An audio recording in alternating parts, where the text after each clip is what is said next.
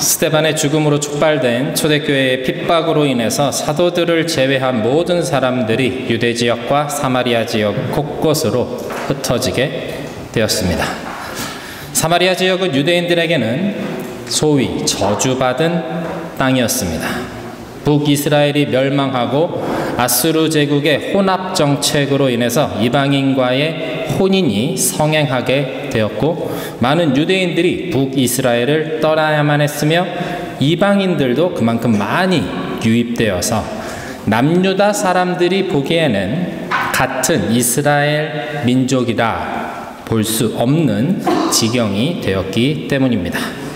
그래서 남유다 사람들은 자신들을 성전과 율법을 지키는 남은 이스라엘로 생각하면서 사마리아를 중심으로 한 이 북이스라엘 사람들은 더는 같은 형제들로 인정하지 않았고, 더 나아가서 그들을 부정한 이방인이다 라고까지 여겼습니다.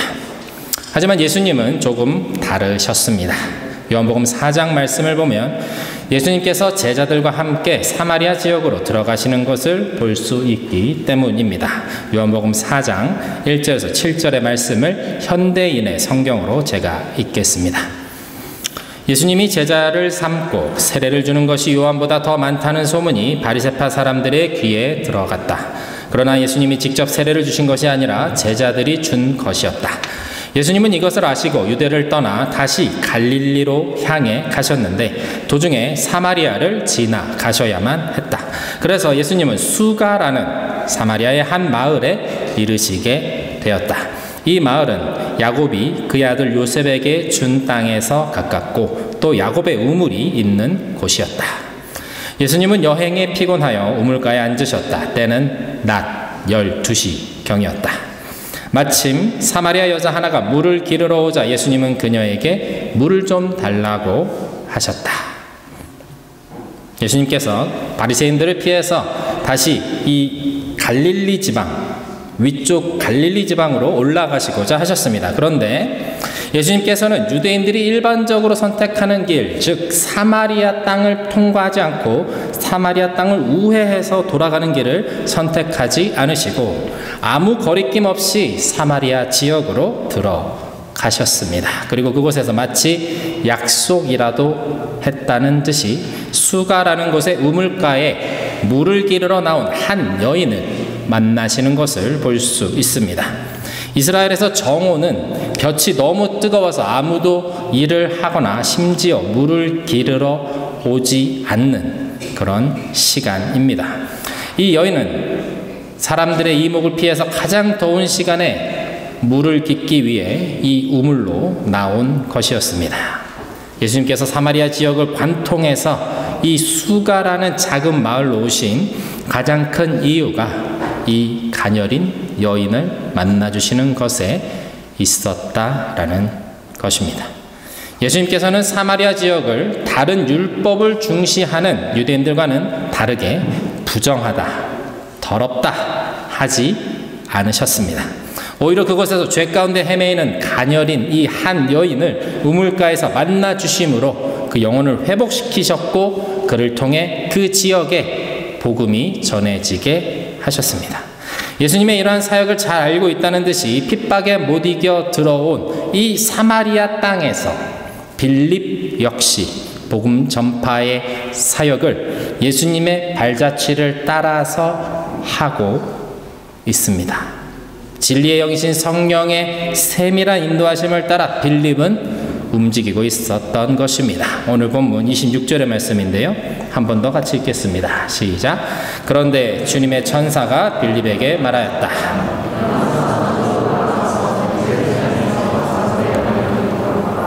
그 길은 광야 길이다.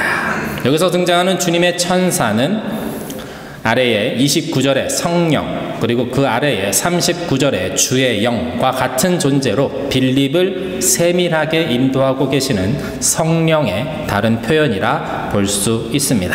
사마리아는 지도상 예루살렘 북쪽에 위치하고 있습니다. 그와 반대로 가사라는 곳은 지금의 가자지구로 예루살렘에서 남서쪽으로 약 70km 정도 떨어진 곳에 위치해 있습니다.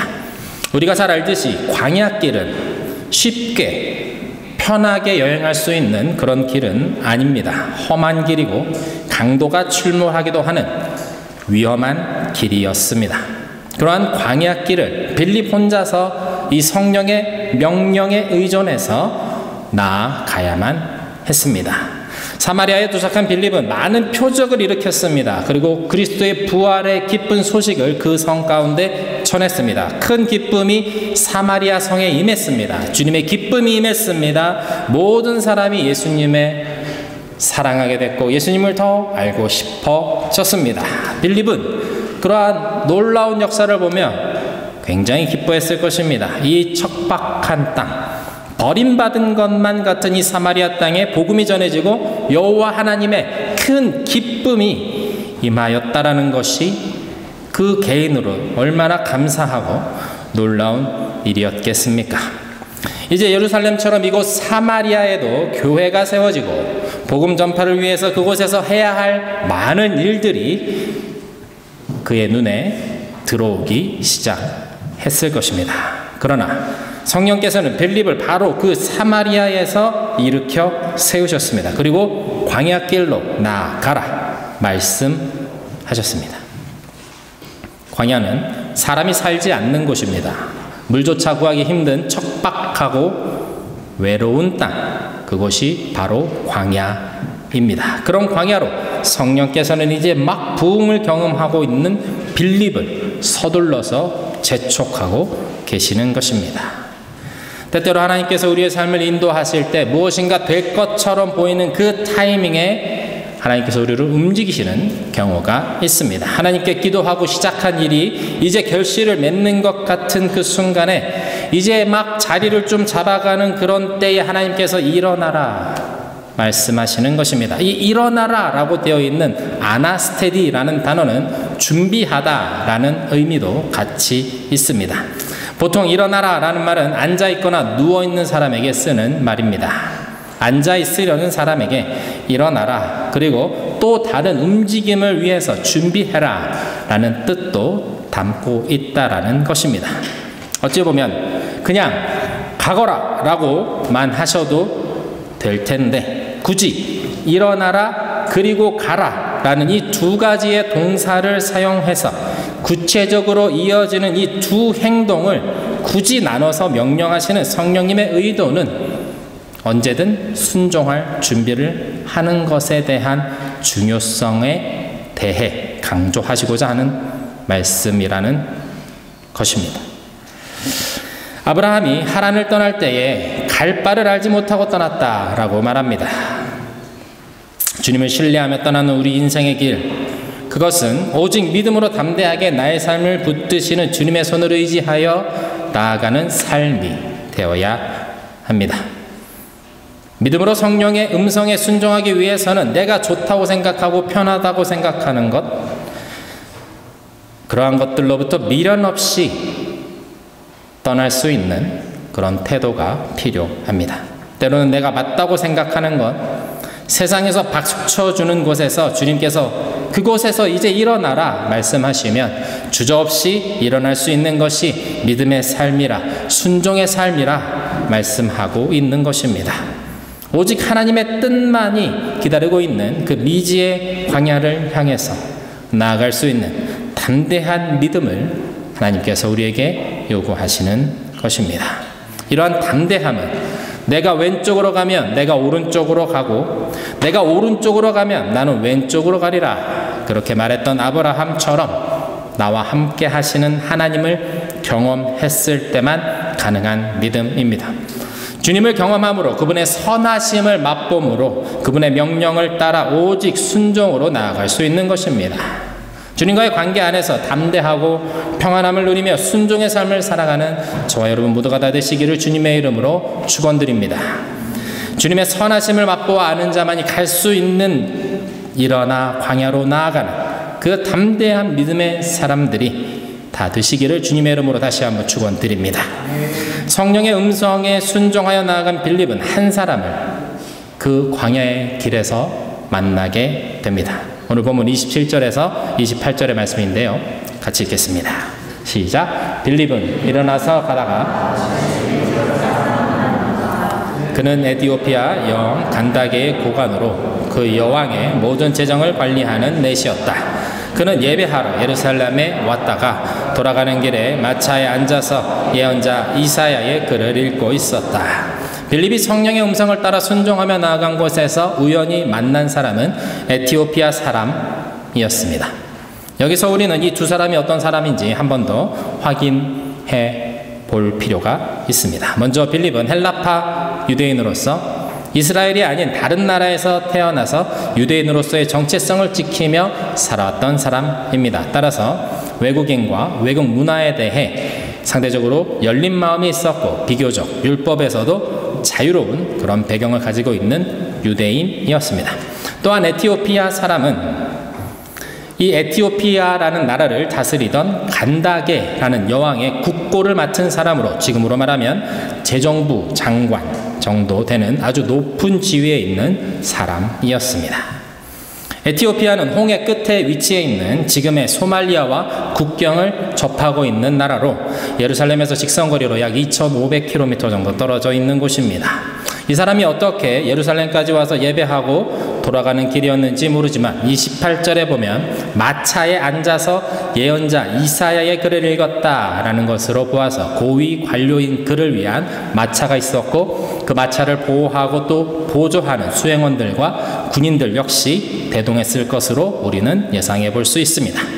에티오피아 여왕의 허락을 받아 먼 곳까지 홍해바다를 건너서 예루살렘까지 수천 킬로미터를 올 정도면 그의 신앙적인 열심은 가히 놀라운 것이다 라고 우리는 말할 수 있습니다. 하지만 아무리 빌립이 헬라파 유대인이라 할지라도 에티오피아 사람이며 흑인이었다라는 것이죠. 더군다나 그는 내시였습니다. 이 사람을 받아들이는 것, 그것은 유대인으로서는 좀처럼 쉽지 않은 일이었을 것입니다. 사도행전 10장에 보면 고넬료라는 로마의 백부장을 하나님께서 구원하시고자 베드로를 보내시는 장면이 나옵니다. 이때 베드로에게 하나님께서 기도 가운데 보여주시는 환상이 있었습니다. 그것은 각종 네 발 가진 짐승과 기는 것과 공중에 나는 것들이었습니다. 유대인들로서는 절대로 먹어서는 안 되는 동물들이었습니다. 사도행전 10장 11절에서 15절의 말씀을 현대인의 성경으로 제가 읽겠습니다. 그는 하늘이 열리고 큰 보자기 같은 것이 네 귀가 메어져 땅에 내려오는 것을 보았다. 그 안에는 온갖 네 발 짐승과 땅에 기어다니는 것과 공중의 새들이 들어 있었다. 그때 베드로야 일어나 잡아 먹어라 하는 음성이 들려왔다. 그러나 베드로가 주님 그럴 수 없습니다. 저는 속되고 깨끗지 않은 것은 한 번도 먹어본 적이 없습니다 하고 대답하자 하나님께서 깨끗하게 하신 것을 속되다고 하지 말아라 라는 두 번째 음성이 들려왔다. 이것은 당시 유대인들에게만 복음이 전해지고 유대인들만 구원을 받을 수 있다라고 믿었던 초대교회의 문화적, 신학적 그 한계를 하나님께서 직접 깨뜨리시고 있는 장면이라 할 수 있습니다. 하나님의 뜻은 이미 세계 모든 민족을 향해서 그리스도의 복음이 전해지는 것, 십자가의 구원이 열방 가운데 전파되는 것으로 결정되어 있었다라는 것입니다. 이 하나님의 결정에 베드로가 순종하여 나아간 곳이 바로 이방인 고넬료의 집이었습니다. 그들을 위해서 안수하고 기도했을 때 성령이 그들 가운데 임하게 됩니다. 베드로 또한 빌립처럼 성령의 강력한 이끄심과 인도하심 속에 자신의 뜻과 생각, 문화적 배경과 개인적 신념 이런 것들을 하나님 앞에서 거치는 것들로 취급하면서 주님 앞에 온전히 내려놓고 순종했다라는 것입니다. 성령께서 빌립이 광야길을 가고 있는 이 에티오피아 여왕 간다게의 국고를 맡은 내시를 만나 복음을 전하라 말씀하고 계시는 것입니다. 비록 그가 그 당시에 무시당하는 흑인이었을지라도 성전에 들어올 수 없는 내시였을지라도 성령께서는 빌립을 통해 그를 구원하기를 원하셨다라는 점입니다. 광야길 한가운데 마차 행렬이 보였습니다. 성령께서는 마차로 다가가라 빌립에게 말씀하셨습니다. 빌립은 말씀에 순종하여 그 마차에 다가갔습니다. 그러자 무엇인가 읽고 있는 소리가 들렸는데 그것은 이사야 53장의 고난받는 종에 대한 예언의 말씀을 이 에티오피아 내시가 읽고 있는 것이었습니다. 오늘 본문 32절에서 35절입니다. 우리 함께 읽겠습니다. 시작. 그가 읽던 성경 구절은 이것이었다. 양이 도살장으로 끌려가는 것과 같이 새끼 양이 털 깎는 사람 앞에서 잠잠한 것과 같이 그는 입을 열지 않았다. 그는 굴욕을 당하면서 공평한 재판을 박탈당하였다. 그의 생명이 땅에서 빼앗겼으니 누가 그의 세대를 이야기하랴. 내시가 빌립에게 말하였다. 예언자가 여기서 말한 것은 누구를 두고 한 말입니까? 자기를 두고 한 말입니까? 아니면 다른 사람을 두고 한 말입니까?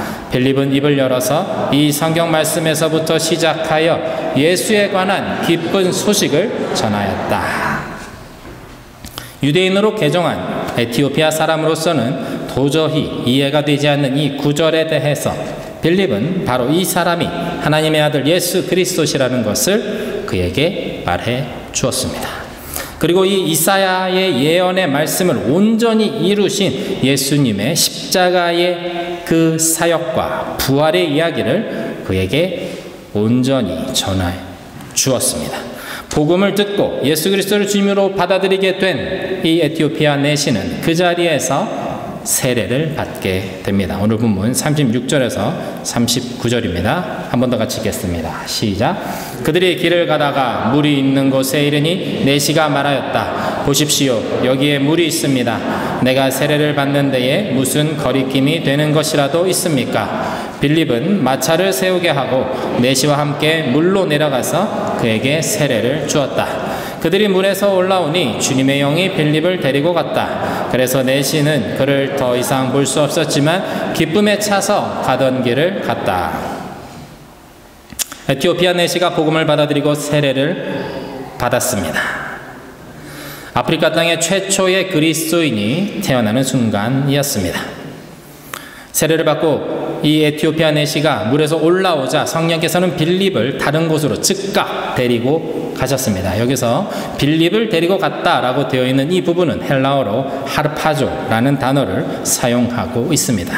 원래 이 단어는 큰 독수리가 순식간에 먹이를 채워가는 모습을 나타낼 때 사용하는 단어라고 합니다. 광야의 길에서 그 사역이 끝나자마자 성령께서 빌립을 먹이를 낚아채는 독수리처럼 채가셨다라는 것입니다. 빌립 스스로 광야의 길을 향해서 일어나 떠나야 하는 장면으로 오늘 이야기가 시작되지만 이 이야기의 끝은 성령께서 강권적으로 빌립을 붙잡으셔서 옮기시는 것을 우리는 확인할 수 있습니다. 성령의 사람은, 믿음의 사람은 성령의 음성을 따라 순종하며 움직이지만 때로는 성령의 강권하심 가운데 움직이게 되기도 합니다. 깨닫고 듣고 준비되며 순종하는 것도 중요합니다. 그러나 순종하면서 계속해서 나아갈 때 그 순종의 밀도가 점점 더 높아집니다. 그러면서 믿음의 순도도 동시에 높아져 갑니다. 그렇게 되면 때로는 주님께서는 우리를 강권하셔서 당신이 원하시는 곳에 우리를 세워두신다라는 것입니다. 내 발로 순종하며 가는 길이 있고 주님께서 강권하시는 그 손길에 의지해 옮겨지는 경우도 있다라는 것입니다. 그것이 성령의 음성을 따라 살아가는 삶, 다른 말로는 주님과 동행하는 삶이라 할 수 있을 것입니다. 날마다 주님과 소통하며 그분의 하신 일을 보며 놀라운 기적을 경험하며 그분의 사랑을 누리는 삶, 바로 빌립이 살아낸 믿음의 삶이라 할 수 있을 것입니다. 예수님께서 사마리아의 수가 지역으로 들어가신 것은 다른 이유들도 있겠지만 그곳에 한 여인이 있었기 때문입니다. 5명의 남편이 있었지만 여전히 외롭고 허무한 인생을 살아가는 그 한 영혼을 주님께서 만나주고자 하셨기 때문입니다. 빌립의 광야의 여정도 그러합니다. 예루살렘에 예배하러 왔다가 돌아오는 길에서 이사야서를 펴놓고 읽고 있던 그 에티오피아 여왕의 국고를 맡은 내시를 구원하시고자 성령께서는 빌립을 재촉하여 광야길로 이끄셨습니다. 사마리아 성에 놀라운 기적이 일어나고 교회가 세워지는 큰 은혜의 역사가 일어나는 중에 하나님의 얼굴을 구하며 예루살렘까지 그 먼 길을 예배하러 올라온 당시 무시받던 흑인이었으며 내시였던 그 한 사람을 위해 성령께서는 빌립을 일으켜 광야길로 나아가게 하신 것입니다. 하나님의 역사가 얼마나 바빴는지 빌립은 그 다음엔 아소도에서 그리고 가이사랴에 이르는 쉼없는 복음 전도의 여정을 떠나게 됩니다. 이렇게 급박하게 이루어지는 복음 전파의 사역 가운데 성령께서는 빌립을 에티오피아 내시에게 강권하여 광야 가운데 보내신 것입니다. 성과 도시를 타겟으로 하는 그 복음의 여정에서 한 사람을 위해 빌립을 광야로 내모신 주님은 그 한 영혼을 천하보다 귀하게 여기시는 하나님이셨습니다. 그 한 영혼, 예루살렘에서 2500km를 달려온 그 열정과 그 간절함, 하나님은 그것을 그냥 가볍게 여기지 않으셨습니다. 마치 읽고 있던 이사야의 말씀을 통해서 예수 그리스도를 만나게 하시고 그 자리에서 세례를 받으며 새로운 사람으로 태어나게 하셨습니다. 하늘의 기쁨이 그 가운데 임하였습니다. 머나먼 고국으로 돌아가는 그 발걸음을 하나님께서는 기쁨으로 가볍게 하셨습니다. 그 다음에 이 에티오피아 내시에 대한 이야기는 사도행전에서 더 이상 등장하지 않습니다. 하지만 이 거대한 아프리카 대륙에 그리스도의 복음이 전해지는 씨앗을 이 사람이 쓰임받았다라는 것은 의심할 필요가 없을 것입니다. 오늘 말씀을 통해 우리는 두 가지를 배울 수 있는 것 같습니다. 하나는 성령께서 어떻게 빌립을 인도하시는가 라는 점과 다른 하나는 빌립이 어떻게 반응하며 순종하였는가 라는 점입니다. 빌립은 성령의 음성에 온전히 순종함으로 하나님의 역사의 중심에 서 있게 되었습니다. 자신의 생각, 고정관념, 지식, 안주하고자 하는 마음 모두 다 주님 앞에 내려놓은 사람, 그 사람이 바로 빌립이었습니다. 그 빌립을 통해서 사마리아 성에, 아소도에, 가이사랴에 놀라운 성령의 역사가 연이어 일어납니다. 사랑하는 민혜복음교회 성도 여러분, 주님을 신뢰하며 온전한 순종의 기쁨을 누리는 여러분들 모두가 다 되시기를 축원드립니다. 내 생각과 세상이 나에게 준 그 소리들, 그 지식들을 뒤로 하고 오직 주님만 바라보며 나아가시기를 축원드립니다. 세상이 말하는 인정도 축하도 때로는 조롱도 시기도 미움도 다 주님 앞에 내려놓으시기를 부탁드립니다. 오직 주님만을 구하며 나아가는 여러분들 되시기를 바랍니다. 오늘 말씀에 등장하는 빌립과 이 에티오피아 내시에게는 한 가지 공통점이 있습니다. 그것은 오직 주님만을 간절히 사모했다라는 점입니다. 그 사모함과 그 열정이 없었다면 에티오피아 내시는 절대로 그 먼 길을 목숨을 걸고 올라올 수 없었을 것입니다. 그 사모함과 열정이 없었다면 빌립은 절대로 성령님의 음성을 순종하며 광야의 길로 나아갈 수 없었을 것입니다. 주님만 사모하는 자가 성령의 음성을 듣습니다. 오늘의 예배를 통해 주님을 향한 그 사모함과 열정이 회복되시기를 축원드립니다. 주님을 가장 귀한 곳에 모셔다 드리고 주님을 나의 최우선으로, 나의 삶의 목적으로, 나의 예배의 유일한 분으로, 유일한 대상으로 삼으시는 여러분 되시기를 주님의 이름으로 축원드립니다. 성령께서 우리의 이 간절한 마음과 기도에 응답하시고 우리의 삶에 임재해 주실 것입니다. 함께 찬양하며 기도하면 좋겠습니다.